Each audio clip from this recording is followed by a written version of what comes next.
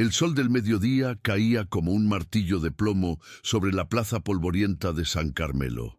Este era un pueblo fronterizo donde la ley no se leía en los libros, sino en la fachada de la tienda más grande, el emporio de Silas Barlow.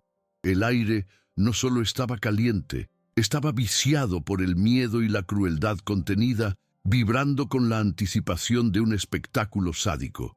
La arquitectura misma hablaba de opresión, edificios bajos y sucios que parecían encogerse bajo el dominio de la tienda de 1910. 2 pisos de Barlow, pintada de un blanco desconchado que hería la vista. El calor levantaba pequeños remolinos de polvo que se pegaban al sudor de los presentes. Alrededor del poste de los recados, en el centro de la plaza, se había formado un círculo humano. No era un círculo de curiosos, sino un tribunal improvisado, una jauría de colonos rudos, comerciantes oportunistas y vaqueros con las manos cerca de sus revólveres. Sus rostros estaban curtidos por el sol, pero sus ojos brillaban con una sed compartida de humillación. En un lugar tan duro, la desgracia ajena era el único entretenimiento gratuito, y hoy la desgracia tenía un rostro joven e indefenso. La hostilidad era tan palpable como el polvo en la garganta, unánime contra la figura que temblaba en el centro. Ana, de 19 años, apenas podía respirar. El pánico le había robado el aliento y las lágrimas habían trazado surcos limpios en sus mejillas cubiertas de polvo. Era una huérfana, llegada hacía 6 meses, sobreviviendo con la aguja y la escoba, conocida por su honestidad casi tímida. Ahora, esa reputación no valía nada. Estaba sola, sin un alma que hablara por ella. El sheriff Brody la sujetaba por el brazo, su agarre tan brutal que le cortaba la circulación, sus nudillos blancos contra la piel pálida de ella. La vergüenza la quemaba más que el sol, sus ojos saltando de rostro en rostro, buscando una piedad que no existía. El acusador, Silas Barlow, disfrutaba del momento. Era un hombre corpulento que rondaba los 50, con un chaleco de seda caro que apenas contenía su estómago y un rostro enrojecido por el whisky y la arrogancia. Dueño de todo lo que importaba en San Carmelo, se erigía como juez y jurado. «Robó este collar de oro de mi tienda», gritó, sosteniendo en alto una delicada cadena que brillaba con malicia bajo el sol.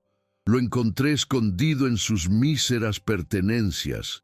Su voz era untuosa, la de un hombre acostumbrado a que su palabra fuera ley, sin importar cuán retorcida fuera la mentira que la sustentaba.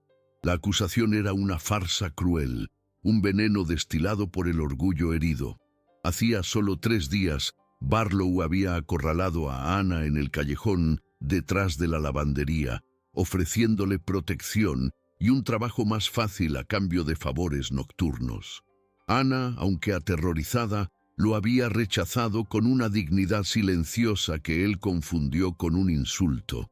Barlow no toleraba el rechazo. Si no podía poseerla, la destruiría. Destruir su reputación.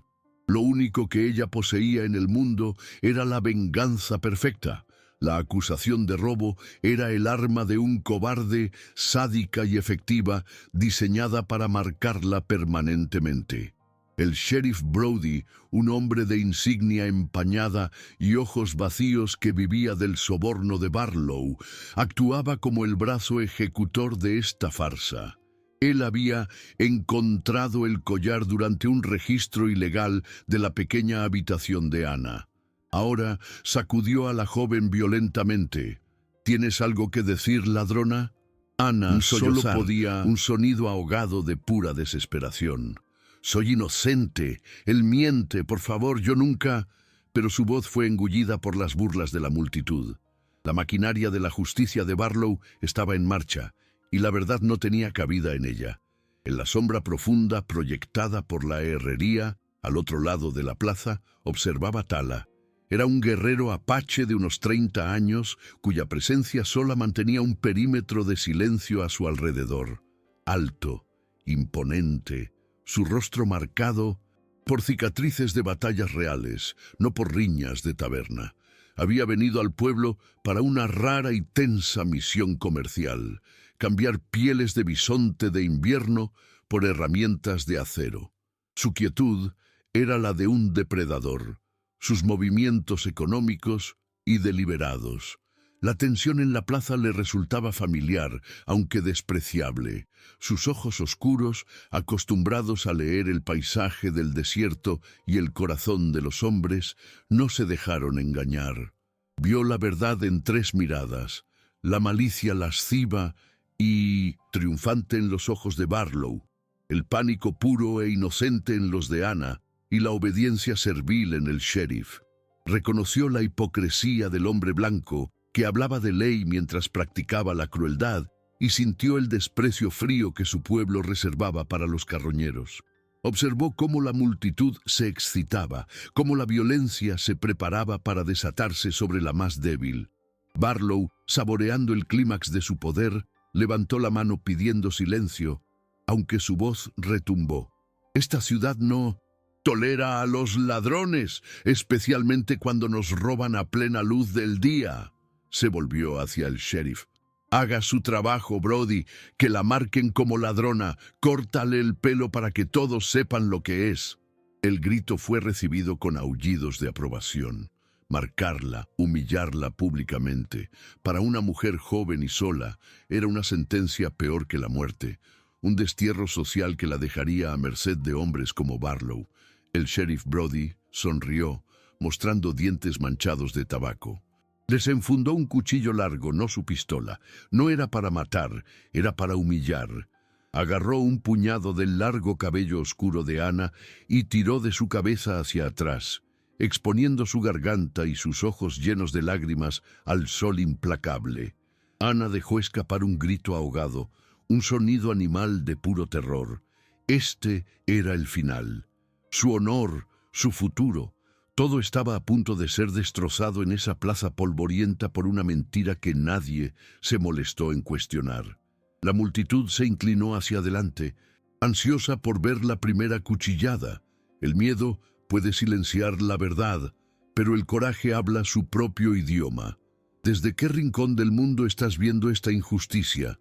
Dinos tu ciudad o país en los comentarios y suscríbete, porque la justicia en el viejo oeste rara vez sigue el camino esperado. Fue entonces cuando el sonido de un único mocasín sobre el polvo rompió la tensión. Un movimiento. La multitud, tan enfocada en su víctima, se sobresaltó. Tala salió de las sombras, su figura, recortada contra la luz cegadora del sol, y comenzó a caminar hacia el centro de la plaza. No corrió. Caminó con una lentitud deliberada que era más amenazante que cualquier carrera. El círculo de hombres se abrió instintivamente, retrocediendo ante su presencia. El sheriff Brody se congeló, su mano aún en el cabello de Anna, pero su arrogancia reemplazada por una repentina incertidumbre. Tala se detuvo. No miró al sheriff, no miró a Anna. Sus ojos se clavaron en Silas Barlow. El silencio en la plaza era ahora tan denso como el calor. Barlow, por primera vez, parecía incómodo, su rostro enrojecido cambiando a un tono más pálido. Sin decir una palabra, Tala metió la mano en una bolsa de cuero que llevaba al cinto. Con un movimiento fluido, arrojó la pesada bolsa a los pies de Barlow. El impacto levantó polvo. La bolsa se abrió, derramando un tesoro imposible. Docenas de pepitas de oro puro y varias monedas antiguas españolas brillando obscenamente bajo el sol. Un jadeo colectivo recorrió a la multitud. Valía 10 veces el precio del collar. Mientras la multitud, Barlow y el sheriff miraban hipnotizados el oro, Tala se movió de nuevo. Se giró, ignorando la riqueza que acababa de desechar, y caminó los últimos pasos hasta donde estaba Anna.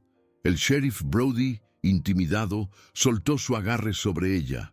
Anna tropezó, casi cayendo, pero Tala la sostuvo. Puso su mano ancha y callosa sobre el hombro tembloroso de ella. Fue el primer toque gentil que había sentido en meses. Entonces, Tala levantó la vista y habló. Su voz no era alta, pero cortó el silencio como el acero. Ella no robó nada, declaró, su español claro y resonante. Tomó un pago parcial por la dote que le debo. Hizo una pausa, mirando a Barlow con frío desafío. Ella es mi esposa. El silencio que siguió a las palabras de Tala fue más ruidoso que cualquier grito. Ana permaneció inmóvil, prisionera del agarre gentil pero firme del guerrero. Su mente era un torbellino de vértigo. Hace un minuto era una ladrona, a punto de ser marcada. Ahora era la esposa de un apache rico. La palabra esposa resonaba en sus oídos, hueca y aterradora. El oro a los pies de Barlow brillaba con una luz irreal. No entendía nada. ¿Era esto un rescate o una forma más extraña de esclavitud? Levantó la mirada hacia el rostro impasible de Tala. No vio amabilidad, solo una dureza impenetrable.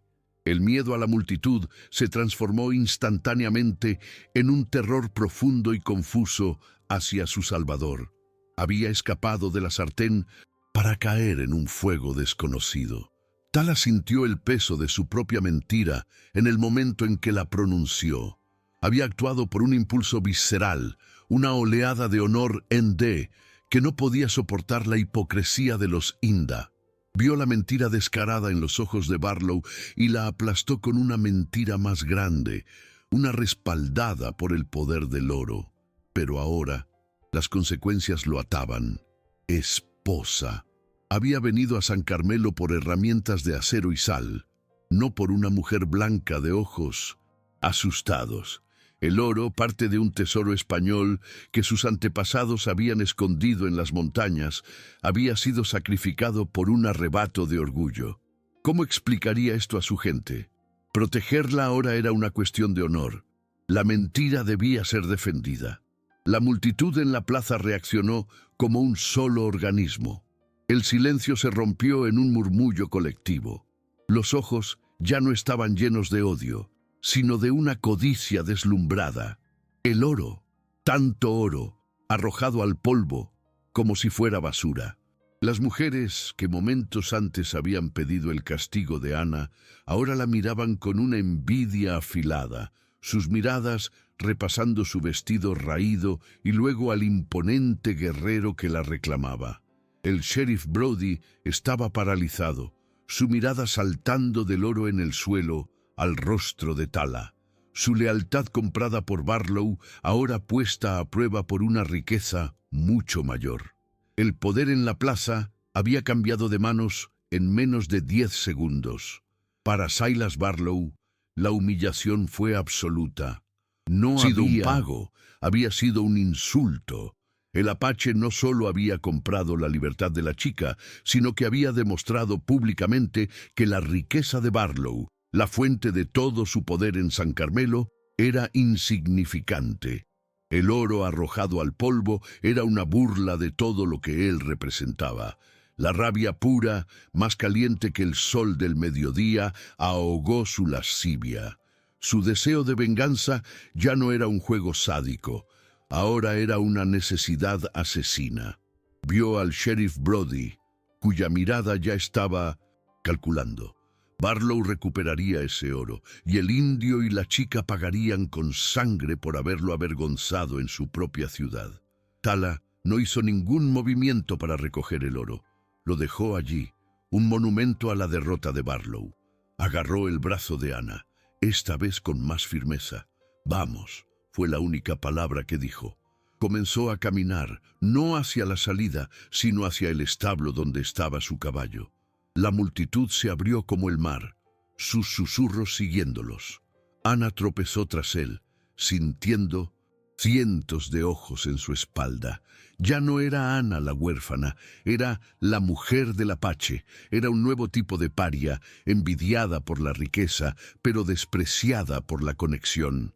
Cada paso sobre el polvo de la plaza la alejaba de la humillación, pero la adentraba en un destino que temía aún más. Llegaron al frescor sombrío del establo, el olor a heno y cuero reemplazando el hedor a sudor y miedo de la plaza. Tan pronto como estuvieron fuera de la vista de la multitud, Ana se soltó de su agarre, retrocediendo hasta chocar contra un poste. Estaba temblando tan violentamente que apenas podía hablar. ¿Por qué?, susurró, las lágrimas de terror ahora convertidas en lágrimas de pura confusión. ¿Qué quiere de mí? Tala la observó por un momento, su rostro una máscara tallada en piedra. Él no había actuado por ella, sino contra Barlow. Pero ahora, viéndola allí, tan rota, sintió el peso de la responsabilidad. «Ese hombre es un cobarde», dijo en su español entrecortado. El honor exigía una respuesta. «Ahora eres mi responsabilidad». Mientras tanto, en el emporio, Barlow cerró la puerta de su oficina de golpe. El sheriff Brody entró detrás de él, dejando caer nerviosamente el pesado saco de oro sobre el escritorio de roble. «Nunca había visto tanto oro, Silas», dijo Brody, limpiándose el sudor. Barlow lo ignoró, sirviéndose un whisky con manos temblorosas. «Ese salvaje no saldrá de esta ciudad con vida», gruñó. «Y la chica tampoco». Miró a Brody con ojos fríos.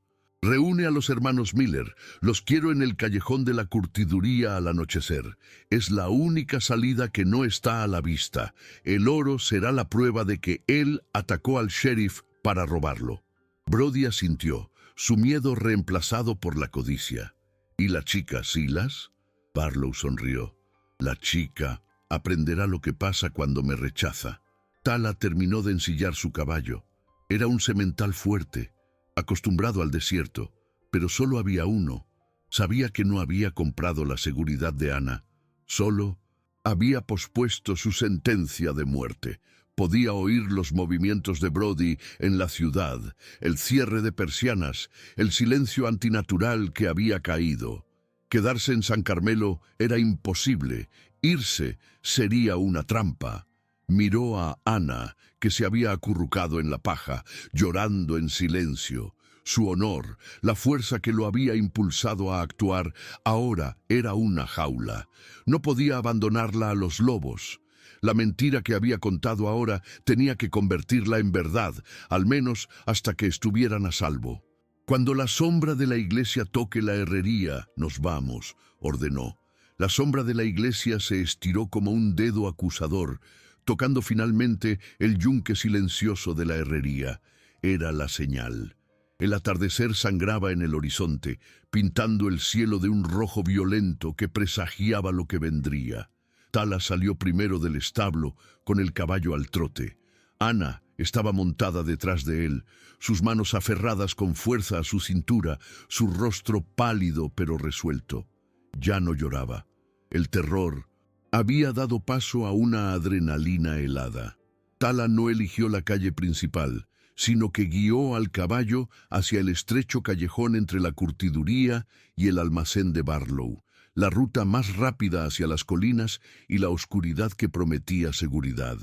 El callejón era un túnel de sombras, maloliente por los desechos de cuero y el agua estancada. El sonido de los cascos del caballo resonaba de forma antinatural entre las altas paredes de adobe. Justo cuando podían ver la salida al desierto abierto, dos figuras emergieron de la oscuridad más profunda, bloqueando el camino. Eran los hermanos Miller, matones a sueldo de Barlow, ambos armados con escopetas. Tala tiró de las riendas, el caballo relinchó, encabritándose nerviosamente. El sonido de botas detrás de ellos confirmó la trampa. El sheriff Brody y el propio Silas Barlow salieron de detrás de unos barriles, sellando la retirada. «El oro no te da derecho a nuestras mujeres, indio», se burló Barlow, su voz resonando en el estrecho espacio. Sostenía el collar de oro robado en su mano, balanceándolo como un péndulo. «Y ciertamente no te da derecho a desafiarme en mi propia ciudad». El sheriff Brody levantó su revólver, apuntando no a Tala, sino a Ana. «Bájate del caballo, muchacha, y quizás convenzamos al señor Barlow de que te deje vivir. En cuanto a él», Brody sonrió, «él ya está muerto». Ana se apretó más contra la espalda de Tala, su corazón golpeando tan fuerte que pensó que él podía sentirlo. Tala no perdió el tiempo. En palabras, sabía que la negociación era inútil. Con un grito de guerra que heló la sangre de los Miller, espoleó al caballo no hacia adelante, sino hacia un lado, estrellándolo contra la pared de adobe. La sorpresa del movimiento le dio una fracción de segundo. Mientras los Miller levantaban sus escopetas, deslumbrados por la maniobra, Tala se deslizó del caballo, empujando a Ana detrás del animal para usarlo como cobertura. «¡Quédate abajo!», le ordenó. El primer disparo de escopeta rugió, la perdigonada impactando inofensivamente en la montura de cuero. El callejón explotó en un caos de pólvora y gritos. Tala desenfundó el cuchillo largo que llevaba en la espalda. Era un guerrero formidable, nacido en el conflicto, pero el espacio era reducido y estaba superado en número, 4-1. El caballo, asustado por los disparos, se encabritó y huyó hacia la salida, dejando a Ana expuesta. Ella gritó y se arrinconó contra la pared, vulnerable e indefensa, justo como había estado en la plaza. Los hermanos Miller, viendo al apache desarmado de armas de fuego, se abalanzaron sobre él con cuchillos y garrotes. Tala se movió como una sombra danzante, esquivó el garrote del primer Miller y usó su impulso para clavarle el cuchillo en el hombro, incapacitándolo. El segundo Miller, más cauteloso, intentó rodearlo. Mientras tanto, el sheriff Brody avanzaba lentamente, su pistola buscando un tiro limpio. Barlow se quedó atrás, observando, su rostro contorsionado por el placer de la violencia. Tala era rápido, pero no podía estar en dos lugares a la vez. Mientras paraba un golpe de cuchillo del segundo Miller, Brody encontró su oportunidad y disparó. La bala rozó el costado de Tala. Un dolor ardiente que le hizo perder el equilibrio por un instante fue suficiente. El segundo Miller lo golpeó en la cabeza con la culata de su cuchillo, enviando a Tala al suelo polvoriento. Brody se acercó, sonriendo, con la pistola apuntando al pecho del apache caído. «Fin del juego. Salvaje», dijo Brody. Ana observaba, paralizada por el terror. La escena se repetía, su protector estaba a punto de ser asesinado, y ella era la causa. La desesperación la ahogó, pero mientras Brody se preparaba para apretar el gatillo, Silas Barlow intervino. «¡No!», gritó, «todavía no, quiero que vea esto». Barlow caminó hacia donde Ana estaba acurrucada. La agarró bruscamente por el cabello, tal como lo había hecho el sheriff horas antes. La levantó, poniéndola de pie de un tirón. «Primero, terminaré mi asunto pendiente». La arrastró frente a Tala, quien luchaba por ponerse de pie, sangrando por el costado y la cabeza. Barlow la usó como escudo humano, colocando su brazo alrededor de su cuello y presionando el cañón de una pequeña pistola Derringer contra su sien. «¿Valió la pena el oro, indio?», se burló Barlow, su aliento fétido golpeando el rostro de Ana. «La humillaste en la plaza y ahora verás cómo te la quito». Tala se congeló. Sus ojos se encontraron con los de Ana por encima del hombro de Barlow. Vio el terror abyecto en ellos, el mismo terror de la plaza. Pero esta vez vio algo más, algo que él mismo había encendido, una chispa de rabia. Él la había llamado su esposa, la había defendido, y ahora este hombre vil la estaba usando para torturarlo. El sheriff y el Miller herido observaban, disfrutando del espectáculo. Tala estaba atrapado. Si se movía, Barlow dispararía. La impotencia lo consumió. Había sobrevivido a batallas contra soldados, pero iba a morir. En un callejón apestoso por un comerciante cobarde, la arrogancia de Barlow creció. «Mírala bien, apache. Este es el rostro de una mujer que aprendió a no decirme que no». Apretó el agarre en el cuello de Ana, cortándole el aire, disfrutando de su poder recuperado. Fue ese dolor, esa humillación final, lo que rompió la parálisis de Ana. El miedo que la había congelado durante toda su vida se transformó en una furia hirviente. No era solo su vida la que estaba en juego, era la vida del único hombre que la había tratado con honor, el único hombre que había visto su valor más allá de la suciedad y la pobreza. Barlow se rió, y ese sonido rompió la última cadena de su miedo. Dejó de luchar contra el agarre de él, y en su lugar hizo lo impensable.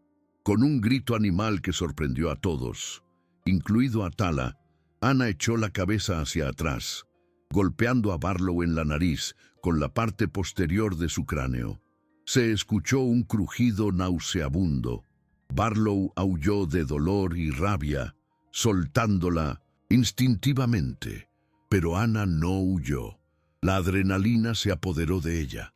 Mientras Barlow se tapaba la nariz sangrante, ella metió la mano en el bolsillo de su propio vestido, donde había escondido el collar de oro, la prueba que Barlow había plantado y que el sheriff le había devuelto burlonamente. «¡Pequeña zorra!», gritó Barlow, levantando la Derringer. Pero Ana fue más rápida. Desenredó el collar y, usándolo como un látigo improvisado, golpeó la cara de Barlow. Las delicadas filigranas de oro, el símbolo de su humillación, se convirtieron en un arma.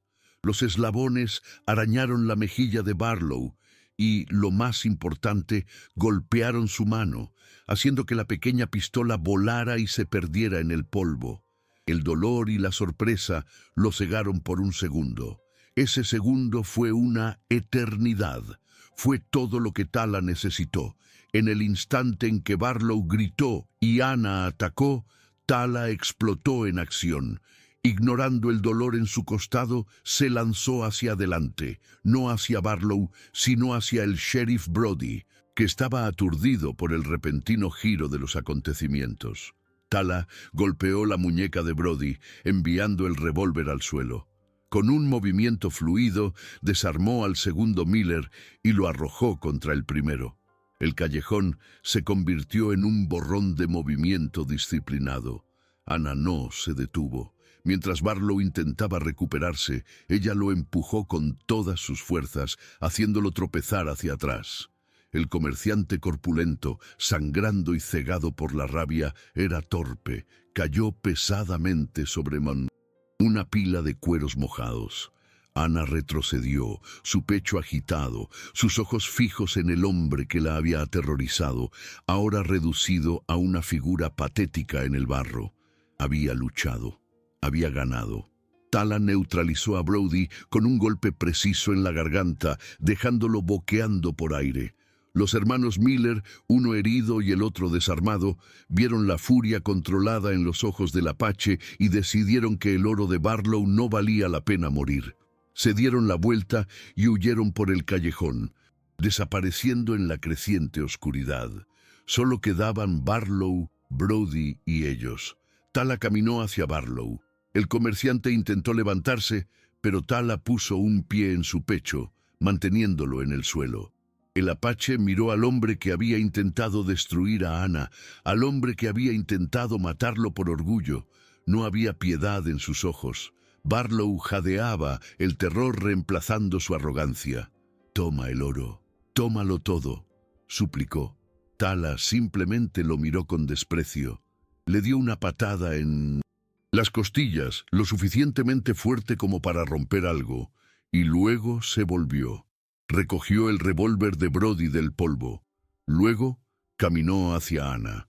Ella estaba allí, temblando de pies a cabeza, no de miedo, sino de adrenalina pura. El collar de oro todavía colgaba de su mano. Sus miradas se encontraron en la penumbra. Él vio a la mujer que había mordido, arañado y luchado, no como una víctima, sino como una guerrera a su manera. Ella vio al hombre que había caído y se había levantado. El hombre que le había dado el espacio para encontrar su propio coraje. ¿Te está gustando esta historia? Deja un like y suscríbete al canal. Ahora continuamos con el vídeo. «Estás herido», dijo ella, su voz temblando pero firme, notando la sangre que ahora empapaba la camisa de él. Tala asintió, recogiendo su cuchillo. «Es solo sangre», dijo. Miró a Barlow, que gemía en el suelo, y a Brody, que intentaba levantarse. «No volverán a molestarnos esta noche». Extendió su mano, no para agarrarla, sino para ofrecerla. «Debemos irnos. Ahora». Ana miró su mano por un segundo, luego al callejón oscuro. Esta vez, cuando tomó su mano, no fue como una víctima siendo rescatada, fue como una igual. Juntos corrieron por el callejón, dejando atrás a sus atormentadores derrotados. Encontraron al caballo de Tala, pastando nerviosamente al final de la calle. Tala la ayudó a subir y luego montó detrás de ella, sus músculos tensos por el dolor de sus heridas. Espoleó al caballo y se lanzaron al desierto, el manto de la noche cayendo finalmente para cubrir su huida. La ciudad de San Carmelo, con su justicia corrupta y sus hombres viles, desapareció detrás de ellos. El sonido de los cascos del caballo era el único sonido en el vasto silencio del desierto. Ana se aferró a Tala, pero esta vez era diferente. No era el agarre desesperado de una víctima, sino el contacto de una aliada. Podía sentir el calor de su sangre, donde se filtraba por su camisa, pero también podía sentir la fuerza constante de los músculos de su espalda. Habían entrado a ese callejón como un protector y una víctima. Salieron como dos sobrevivientes. La luna llena comenzó a elevarse, bañando el paisaje de plata y sombras. Tala no redujo la velocidad, poniendo tanta distancia como fuera posible entre ellos y San Carmelo. Ana miró hacia atrás una última vez, pero la ciudad ya no era visible. No sintió tristeza, solo un alivio profundo y agotador. Había enfrentado a su peor miedo, al hombre que representaba toda la injusticia que había sufrido, y no se había roto. El aire frío del desierto comenzó a calar en sus huesos. Tala sintió que ella temblaba. Con su brazo libre, el que no estaba herido, se quitó la manta que llevaba enrollada detrás de la silla y la envolvió alrededor de los hombros de Ana. Era un eco de su primer encuentro, el gesto de protección. Pero esta vez, cuando ella se cubrió con ella, no fue un acto de sumisión, sino de aceptación. Él la había protegido físicamente, pero ella había salvado sus vidas con su coraje. Finalmente, después de lo que parecieron horas, Tala redujo la marcha del caballo. Habían llegado a un pequeño cañón, protegido de los vientos y oculto a la vista. Desmontó con cuidado, haciendo una mueca de dolor cuando su costado protestó. Ayudó a Ana a bajar. Sus piernas estaban entumecidas y tropezó, pero él la sostuvo. Por un momento se quedaron allí, apoyados el uno en el otro, la adrenalina de la lucha finalmente desvaneciéndose, dejando paso a un agotamiento profundo. Tala encendió un pequeño fuego, protegido entre las rocas. Las llamas iluminaron sus rostros cansados. Ana lo observó mientras él se quitaba la camisa, revelando el feo corte en su costado. Era superficial, pero sangraba mucho. Sin decir palabra, ella tomó el odre de agua y rasgó otra tira de su vestido, la segunda ese día. Se arrodilló frente a él y comenzó a limpiar la herida, sus movimientos ahora más seguros que en el establo. Él la observó trabajar, su toque sorprendentemente gentil. «Luchaste bien», dijo él, su voz baja en el silencio del cañón. Ana se detuvo por un momento, sus ojos encontrando los de él. «Me enseñaste cómo», respondió ella en voz baja. «Vi cómo te miraban en la plaza. No tenías miedo». Tala negó con la cabeza. «Tener miedo es de sabios, Ana. Actuar a pesar de él, eso es coraje. Y tú tienes más coraje que todos esos hombres en la ciudad». Ana terminó de vendarlo. Se sentó frente a él, el fuego danzando entre ellos. El collar de oro que todavía apretaba en su mano brilló. Lo abrió, la luz de las llamas reflejándose en el metal que casi le cuesta la vida y el honor. Lo miró, no como un tesoro, sino como un símbolo de su esclavitud y su liberación. Era hermoso, pero estaba manchado con la crueldad de Barlow y la sangre de la lucha. Extendió la mano y le ofreció el collar a Tala. «Esto es tuyo, o de Barlow, no lo sé, pero no lo quiero». Tala la miró, luego al collar. No lo tomó. «No es mío», dijo, «y ya no es de él. Lo usaste para recuperar tu honor. Es tuyo, para hacer con él lo que quieras». Ana lo sostuvo por un momento más. Luego, con un movimiento decidido, lo arrojó al fuego. Observaron juntos cómo el oro se deformaba, se derretía y era consumido por las llamas, desapareciendo para siempre. «No soy tu esposa», dijo ella suavemente, no como una acusación, sino como una declaración de la verdad. La mentira que él había contado en la plaza flotaba entre ellos. Tala la miró, la luz del fuego suavizando las líneas de su rostro. «No», estuvo de acuerdo, «mentí para salvar tu honor de su ley corrupta». Hizo una pausa, el respeto en su mirada profundo y claro. «Pero tu coraje te ha hecho libre, más libre que cualquier palabra mía». El silencio volvió a caer, pero esta vez era cómodo, un vínculo forjado en el fuego y la violencia. Ana se sintió segura por primera vez en su vida, no porque un hombre la estuviera protegiendo, sino porque se había protegido a sí misma y a él. Había encontrado una fuerza que no sabía que poseía. Ya no era una huérfana asustada, era una mujer que había sobrevivido a San Carmelo. «¿Qué harás ahora?», preguntó ella. Tala miró hacia las estrellas, más allá de las paredes del cañón. «Mi camino está hacia las montañas, mi gente espera». Su mirada volvió a ella. «¿Y tú? ¿A dónde irás?». Ana bajó la mirada. La libertad era aterradora. Estaba sola, en medio del desierto, sin nada. «No lo sé», admitió. «No tengo a dónde ir. Barlow, hombres como él, están en todas partes». Tala la estudió largamente. Vio su fuerza, pero también vio su vulnerabilidad. La había reclamado frente a todo un pueblo. Dejarla ahora, aunque libre, se sentía como una traición a la mentira que había contado para salvarla. Su honor, la fuerza que lo había metido en esto, le exigía una última cosa. «No tienes que estar sola», dijo él. «El oro que dejé en el polvo era para mi pueblo, pero tu vida vale más que el oro». Ana levantó la vista confundida. «¿Qué quieres decir?». Tala se inclinó hacia adelante. «En mi pueblo, el valor se mide en coraje y honor, no en oro. Hoy demostraste tener ambos.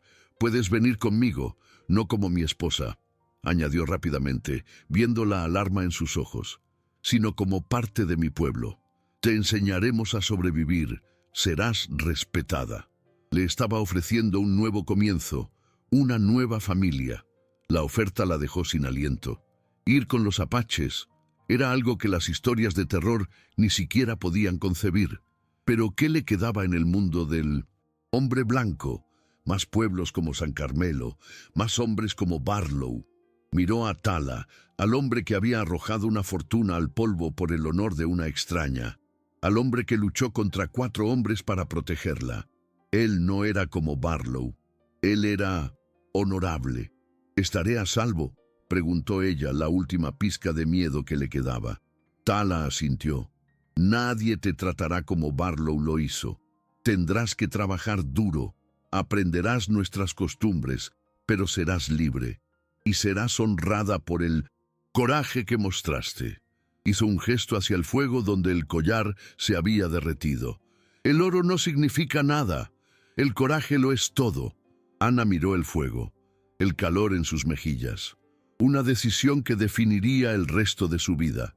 El mundo que conocía la había rechazado, acusado y casi destruido. El mundo que no conocía le ofrecía respeto. Tomó una respiración profunda, el aire frío del desierto llenando sus pulmones. «Iré contigo», dijo, su voz firme. «Quiero aprender a ser valiente, como tú». Tala asintió, una rara, casi imperceptible sonrisa tocando sus labios. «Ya lo eres», dijo. «Solo necesitabas un lugar para luchar». Se puso de pie, haciendo una mueca, y extendió su mano para ayudarla a levantarse. «Descansa. Partimos al amanecer. Las montañas están a 2 días de camino». Ana tomó su mano y se puso de pie, sintiéndose, por primera vez, no como una víctima, sino como alguien que pertenecía a algún lugar. La noche del desierto lo recibió con un silencio sanador. Era El un aire bálsamo frío. para sus pulmones quemados por el humo. Se alejaron del fuerte en llamas, el rugido de la batalla siendo reemplazado por el sonido de sus propios pasos sobre la arena y la grava. Acando cojeaba visiblemente, la sangre de su brazo goteaba y dejaba un rastro oscuro, pero no aminoró la marcha. El ara, aunque temblaba de agotamiento y shock, se mantenía firme. Cada paso era una declaración, una elección consciente de alejarse de la brutalidad que casi la había consumido. Ya no era la víctima catatónica. Era una sobreviviente que había elegido a su protector, y su agarre en la mano de él era la única ancla que ambos necesitaban. Caminaron durante casi una hora, hasta que el resplandor del fuerte fue solo una mancha naranja en el horizonte. Acando finalmente se permitió detenerse junto a un grupo de rocas de granito que ofrecían refugio del viento. Se desplomó contra la piedra, el dolor de sus heridas finalmente alcanzándolo. El ara, al verlo hacer una mueca mientras se agarraba el brazo, reaccionó instintivamente. Dejó a un lado su propio agotamiento y se arrodilló frente a él. La manta que él le había dado, que ella todavía llevaba de alguna manera sobre los hombros, ahora estaba manchada de hollín y sangre, un testimonio de todo lo que habían pasado. Con una determinación que la sorprendió a ella misma, el ara rompió una tira larga del dobladillo de su camisón. No era mucho, pero era limpio. Miró la herida en el antebrazo de Acando, un corte profundo que seguía sangrando profusamente. Sus manos temblaban, pero no por el miedo, era la concentración. Esto dolerá, susurró ella, su voz aún ronca y desconocida para sus propios oídos. Acando la miró, sus ojos oscuros brillando de dolor y algo más, asombro. Él la sintió, dándole permiso. Con cuidado, ella limpió la herida lo mejor que pudo con un trozo de tela, y luego la vendó con fuerza, usando sus dientes para apretar el nudo. Habían cambiado de roles. En el fuerte, él había sido el protector, dándole calor y comida. Ahora en el desierto, ella era la sanadora, cuidando sus heridas con una ternura feroz. Acando dejó escapar un suspiro cuando la presión detuvo el peor sangrado. «Gracias», murmuró él en español. El ara simplemente asintió, su garganta demasiado apretada por la emoción para formar más palabras. Se sentaron en silencio por un momento, la inmensidad del desierto extendiéndose a su alrededor. El contraste con el inicio de su historia era absoluto. La víctima, silenciosa, ahora estaba activa, cuidando.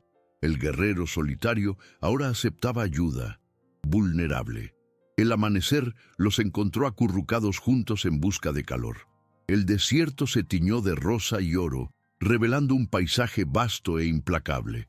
Pero por primera vez en días, el ara no vio el desierto como una tumba, como el lugar donde su caravana había muerto. Lo vio como una escapatoria, como un lienzo en blanco. Acando se despertó y la encontró observando el horizonte. La fiebre del corte del brazo le hacía brillar los ojos, pero su mente estaba clara.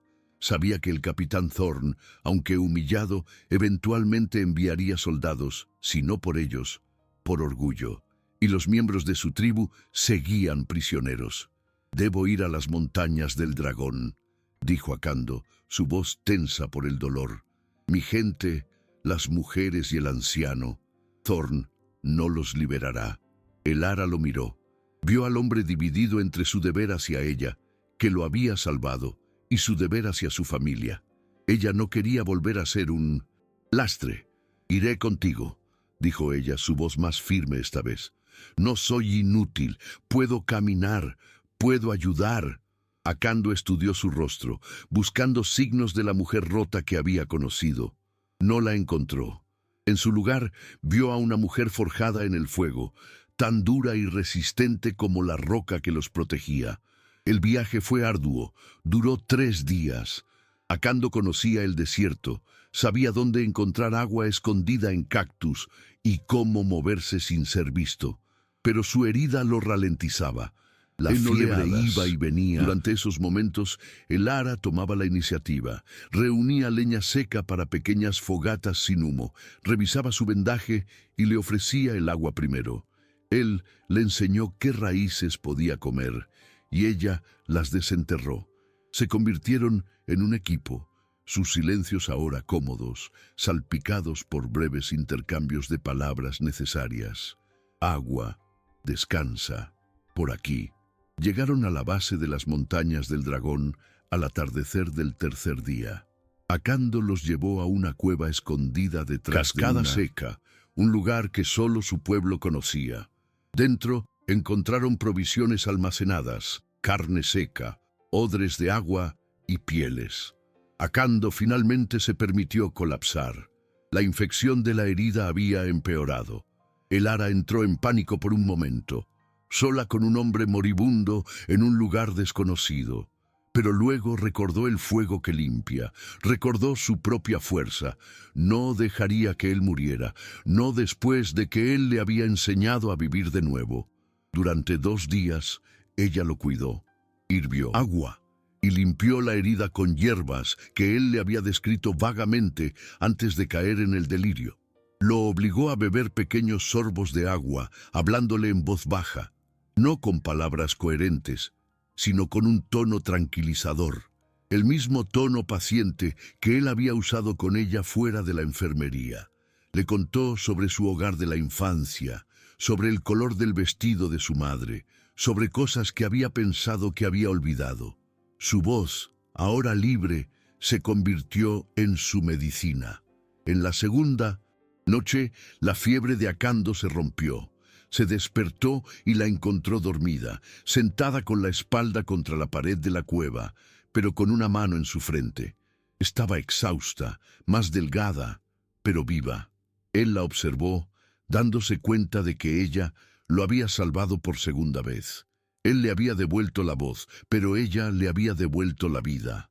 Vio la manta de él, ahora casi en jirones, cuidadosamente doblada a su lado. El símbolo de su primer gesto de bondad se había convertido en una reliquia compartida. Cuando Akando estuvo lo suficientemente fuerte para caminar, la llevó a la ranchería oculta de su pueblo, más arriba en las montañas. Era un lugar hermoso, un valle verde escondido del mundo. La gente de Akando salió a recibirlos. Sus rostros, una mezcla de alivio al verlo vivo y de cautela ante la mujer blanca que traía. Pero cuando vieron cómo ella lo ayudaba a caminar, cómo sus movimientos eran sincronizados, la cautela disminuyó. Vieron la conexión. Akando habló con los ancianos. Les contó sobre el fuerte, sobre la traición de Thorn y sobre los prisioneros. Y les contó sobre el Ara. Les contó cómo su voz, silenciada por el horror, había regresado en el fuego para salvarlo. En la cultura apache, un acto de esa magnitud, una voz que regresa de la muerte, era visto como un signo de gran poder espiritual.